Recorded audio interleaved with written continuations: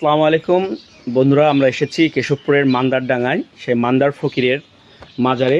এখানে কিন্তু একটা সুন্দর বটগাছ এবং তার বাড়িটাই মান্দার ফকিরের বাড়ি কিন্তু এটা। আর তাকে দাফন করেছে এখানে এবং তার মাজারটা এখানে। এখানে কিন্তু বহু দূর দূরান্ত থেকে মানুষ আসে এবং বিভিন্ন তাদের মানত করে, মানতের মাধ্যমে তারা সৃষ্টিকর্তার কাছে চায়। আর এখানে কিন্তু রবিবার এবং বৃহস্পতিবার এখানে ওরস হয়।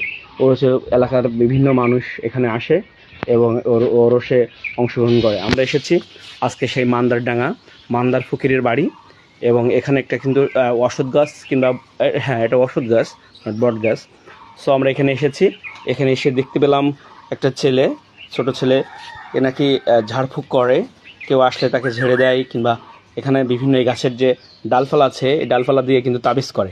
আর একটা বিষয়, খুব গুরুত্বপূর্ণ বিষয় যেটা, সেটা হচ্ছে এই গাছে কিন্তু বিভিন্ন মানুষ বিভিন্ন জিনিস ঝুলিয়ে রাখছে তাদের আশা পূরণ করার জন্য।